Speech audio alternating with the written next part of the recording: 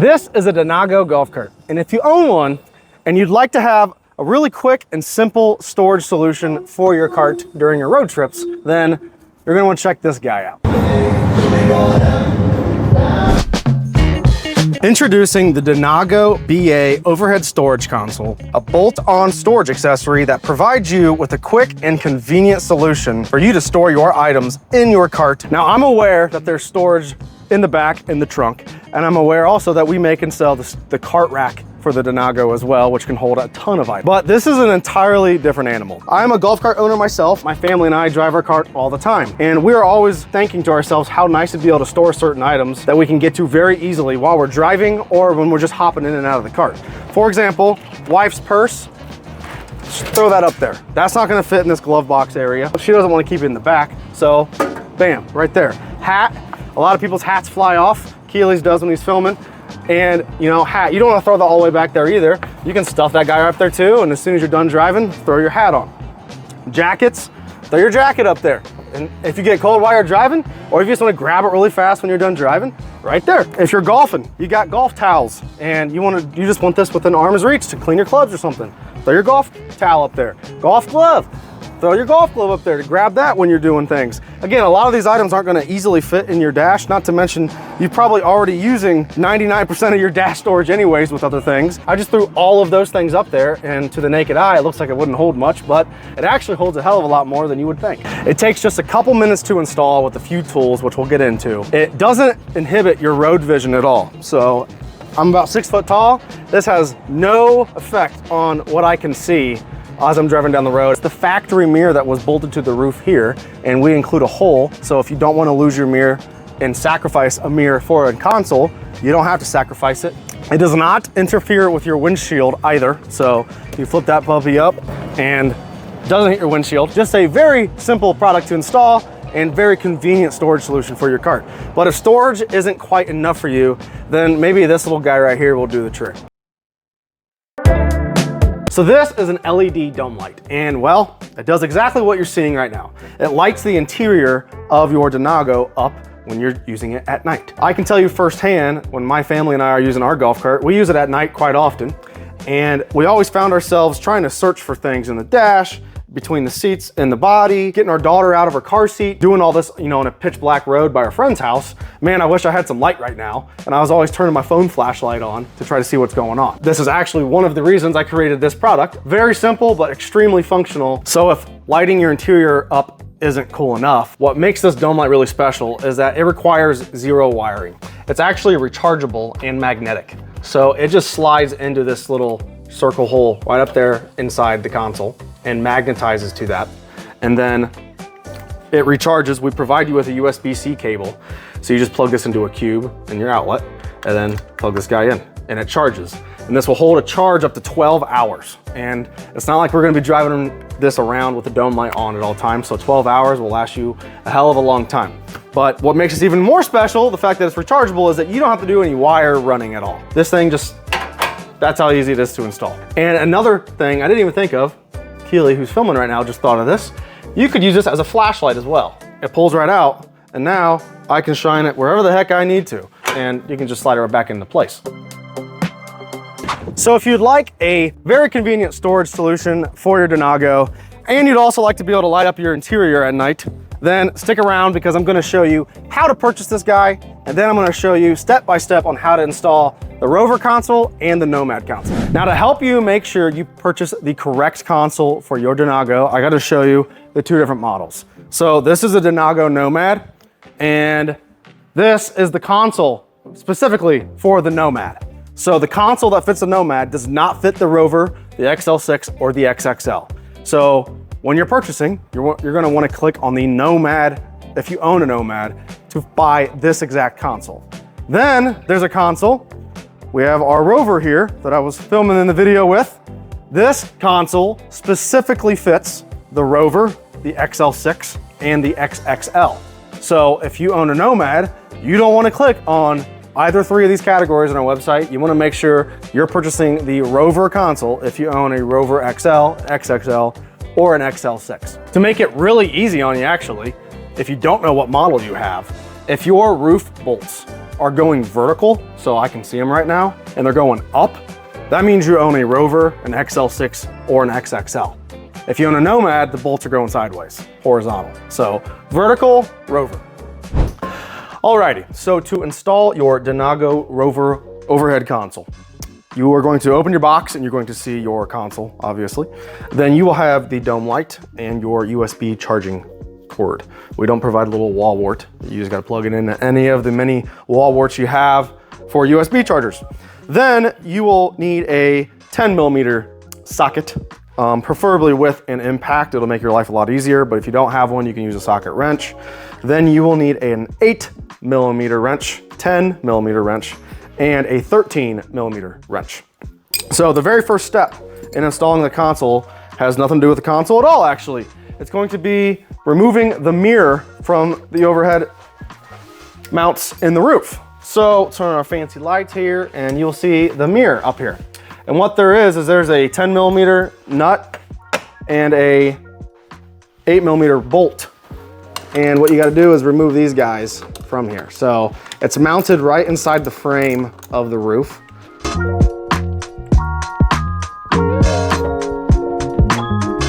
So now we have our mount on the mirror, and we're not gonna need this mount at all.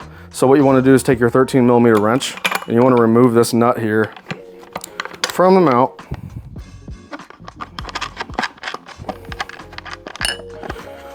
Put this nut right back on top of the thread. And the bolt you just took out of the roof, plus this mount, will no longer be used. You only need to retain this mirror if you decide you want the mirror on your console still. But if you don't like the look of the mirror on the console, then you don't have to use it. But for now, this mirror is ready to go. Now the next step is to take our 10mm socket, and we are going to loosen these, actually completely remove these bolts that are in the front roof supports. So now I will tell you, I've installed this console in quite a few Rovers already, and it varies a lot on the cart how much torque is gonna be on these struts for stuff lining up. Just sometimes things don't line up perfectly, not on our console, but on the roof itself with the struts and the roof holes. Some of you might have a really easy job just lining it up and running the new bolts through the console, or not new bolts, but pre-existing bolts. Some of you might have to fight it a little bit, and again, it's just totally dependent on the cart itself. So I can see this one's kind of got an angle on it already. So we might have to fight with this one a fuzz, but we'll get it installed either way. So now the next step is we take our console, and what we do is we lift the roof up and we slide this guy in right between the roof and the roof struts, just like so. Now I would recommend help on this part because you want to make sure neither side of the console falls down while you're trying to line up one side. So Keely's filming right now. I'm gonna have him hold that side up while I'm trying to line this side up. And like I said, I'm speaking from experience. From the first time I ever did one of these, I was trying to line this side up without help, and the whole thing fell down. What you gotta do is you gotta line both the console holes up and the roof holes up. So that's side started.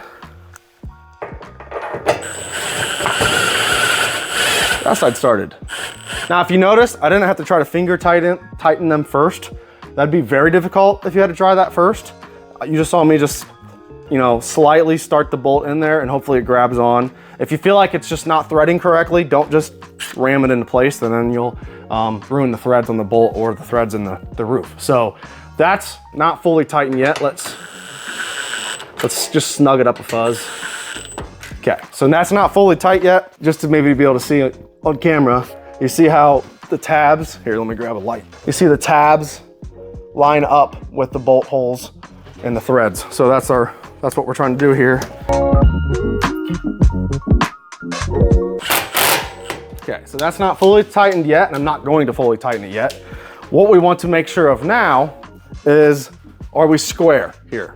So, because there's some play in the console and in the bolts, what we want to do is you can take a tape measure if you want to. There's a bolt right behind where the console flips up at, and the bolt's very close to the edge of the console, and I can tell where I'm at there. And I can tell right there, I'm a little closer than the other side. So looks like we're still a little bit different. So what I'm gonna do is slide, run this back.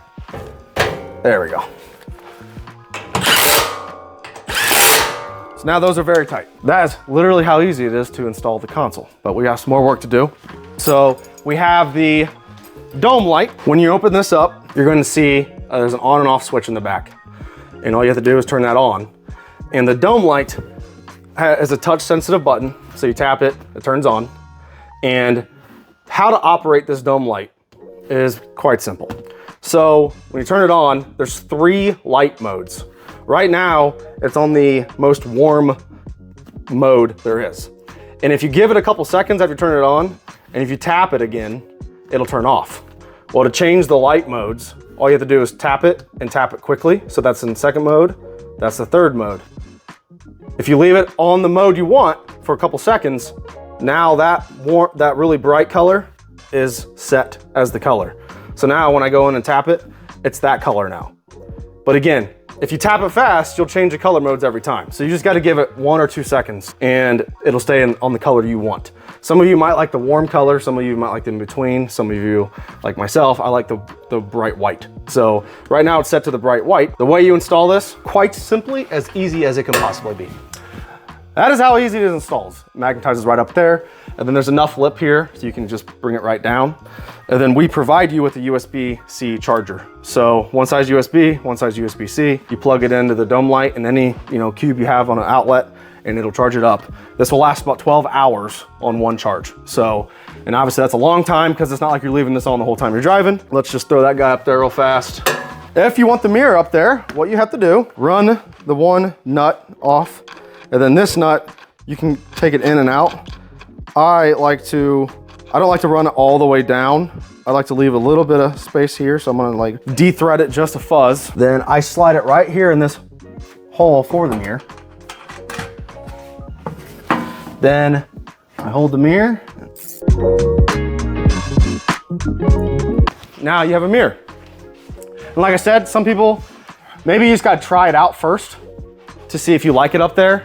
Me personally, I like to be able to see out the mirror still, and I can see out of it fine. Some of you need that mirror to be street legal. Hence the reason we put the hole there on all of our consoles, because some people need overhead mirrors for legality reasons. But yeah, if you just don't like it, and if you feel like it's getting in your way, obviously, and you don't need it to be legal, then you can just pull it out. It obviously looks a little cleaner, I feel like, without the mirror in it, but it's kind of a function over fashion thing, I guess. That is about how easy it is to install the Rover console. So to install your Nomad console on your Denago Nomad, and again, just to reiterate, we have a console for the Rover, the XL6, and the XXL. Then we have the console that fits the Nomad. So 2 different styles. When you open your Nomad box, you are going to see a dome light, a USB-C charger, and then you will have a baggie of 4 bolts and washers.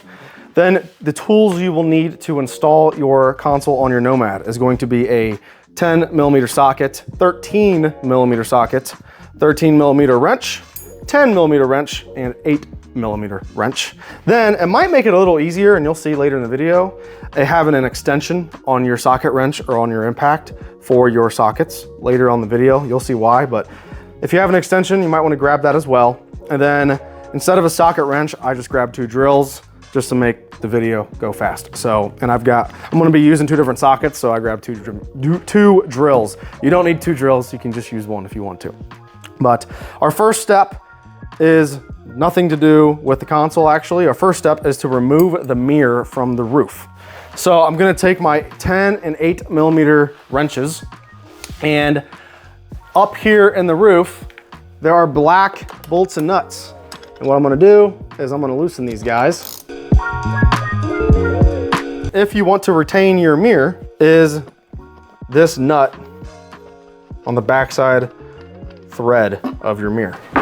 So there's a nut on there already, and then there's a lock nut. You need both of those if you want to retain your mirror. You might think it'd be easier to just install the mirror now on the console before we install the console. Just for the sake of possibly dropping the console, or while you're installing it, you have way more likelihood of breaking your mirror before you actually install this and you're trying to do it at the same time. So we're gonna install the mirror after the console's actually mounted up. The next step is to take drill and 10mm socket. And up in here, oh, I forgot to turn our fancy light on. There we go, that's a little better. So 10mm socket, and we're gonna remove one of these bolts at a time and insert the new hardware, which I forgot to grab. You'll need a 13mm socket as well to install the new bolts. But a 10mm socket takes the current existing bolts out. So we're not doing these two, we're doing the ones on the actual roof strut itself. So pull that black bolt out, then we take a new bolt with a washer and we finger tighten this first. And the reason we do one at a time is because everything will shift and the holes won't line up as easily if we take both bolts at the same time. So I fingers tightened that. I'm not gonna get crazy with tightening that down because we gotta slide the roof, we gotta slide the console into place later. So I want there to be some gap here between the washer and the strut. So do that, then take the other factory bolt out and insert the new bolt. And heck, if it seems like the bolt finger tightens well, just barely start the bolt. Don't even worry about using your socket or your impact. Just barely start the bolt. So that one threaded in really easily. So I'm not even gonna worry about overly tightening it. So now we go to this side and we do the exact same thing. Those are both finger tightened in the threads that the OEM bolts were actually in. We will no longer need the factory bolts. What we want to do is take our console, and what we're gonna do is slide this over those new bolts. And if you want to, I'll show you Keely on that side, if you want to film up there, you'll see I'm sliding between the roof strut and the washer. So when it's all said and done, it'll be bolt, washer, then console between the roof struts. And you obviously want to make sure you are pushing that thing forward as well as you can, because if you pull it backwards towards us right now, it'll fall. So yeah, you don't want to pull it backwards because it'll fall right in your screen. That's slid on for now. Be careful getting out so we're not moving too much so that console doesn't fall out. And this is where I was saying the extension might be valuable too for this install, because it makes it a little easier to get the angle on those bolts. And you could get away with using a wrench, but it'd be quite a bit more difficult than this process. So I'm gonna get up in here, and again, I'm gonna push it forward, and I'm actually pushing forward and up as I'm tightening this down. So, huh? Oh, this is a 13mm socket.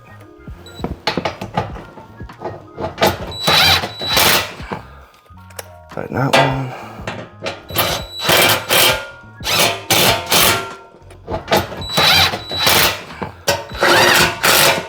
And as long as we were pushing the console forward and up, and everything should be lined up perfectly. And one thing you might notice is there's a bit of a lean on the console, somewhat coming down. So what we can do, I probably wasn't pushing up on the front side of the console when I was doing that. So I'm gonna loosen those bolts up a little bit.